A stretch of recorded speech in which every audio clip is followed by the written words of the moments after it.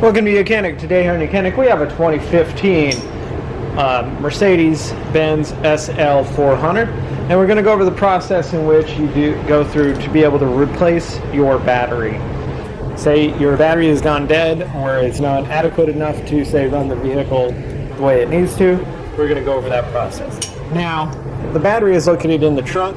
You may need to provide, depending on how dead your battery is, you may need to provide some auxiliary battery power to the vehicle via where you would jump start the vehicle so that it will make the operation of the door latch or the trunk actuator be able to work to open it up. You have a manual key option also when you open up your key fob and to be able to unlock the trunk, but you still sometimes may not get your full actuation to happen without providing some power. So to do that, you would need to pop the hood. So on your key fob here, you have a little tab. You need to pull that, and then that will release your manual key.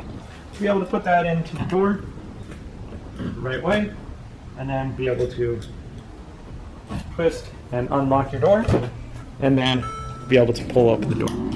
Then you'll just be able to pull open your door, reach right down there, right down here at the right where your left foot would be, to pop the hood. That pops your number one latch on the hood, and then you open up the second portion of the safety latch and raise up your hood. And this is if you have no power and you need to gain more to be able to get to your enough power just to have the actuator work to open up the trunk.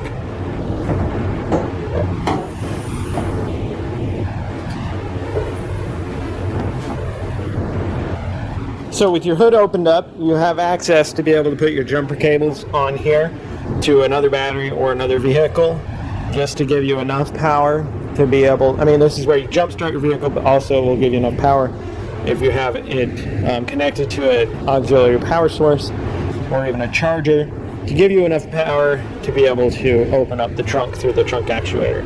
So we push this down and then twist it, and we can put our positive connection here and then a negative connection right here on there. And once you have some power connected there to give you enough to be able to open up the trunk actuation, then you're good to go. And we leave our power source hooked up for that to work. So then we need to come back to the back and we need to raise up our trunk. Be able to see, and that was the electric portion of the trunk actuator. And now be able to raise up the trunk, and we just gradually push that up, being the fact that there is no power or not enough power to make that run and to raise up. So we have the trunk up, and then if you have this little cover down, which you put this cover over so that you make sure you don't put anything too high on here, because if you're going to be using your convertible top, this is to make sure that all the stuff that you have in your trunk or boot is below this. So you'll need to move this up and out of the way and lock it up into the place there. And then we have a little cover down here that we need to remove. Alright, so we've gotten to this part. Now there is just a little tab right here that you'll be able to pull up this cover, and we would remove that. And then we got to take out this tray here. We have a little handle straight down in there to be able to grab, and we can remove this tray. And now our battery is exposed, where we can be able to go through that process to remove the battery. So we have our battery here. We need to unhook our negative post first, and that's a 10 millimeter.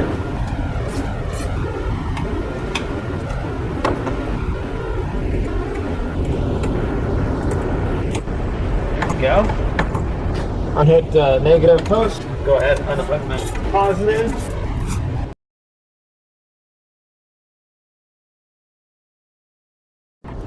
So we have our positive first removed and out of the way. Now we need a size 13 to be able to do 2 bolts right there to be able to remove the battery.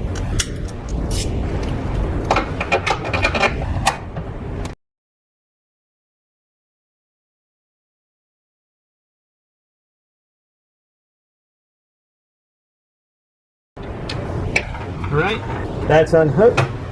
Now we'll be able to move that bracket up and over like that, and now we can remove our battery. Now we have a little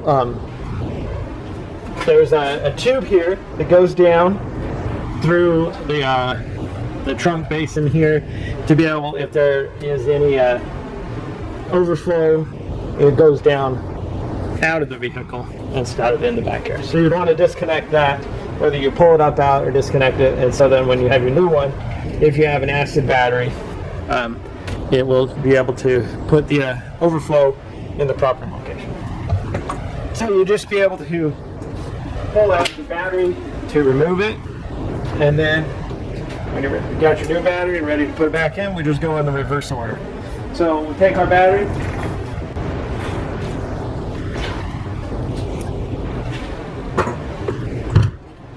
we get the appropriate size battery for your vehicle and replace it with that battery. Now we have that little hook up this this line to drop the stuff where we don't the acid, if there is ever an issue, it will not be in the trunk of the vehicle. Take your well, first put these handles down from your battery, then put your bracket back in. Be able to attach your 13mm bolts to tighten and secure the battery so that it doesn't move around.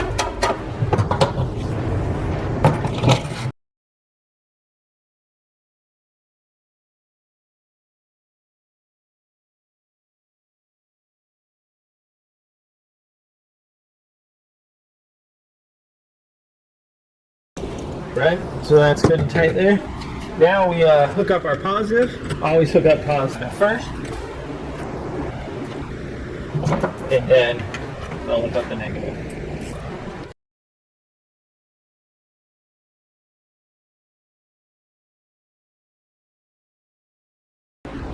Okay, now we'll hook up our negative one. Press that down so it's seated all the way, and then find the negative.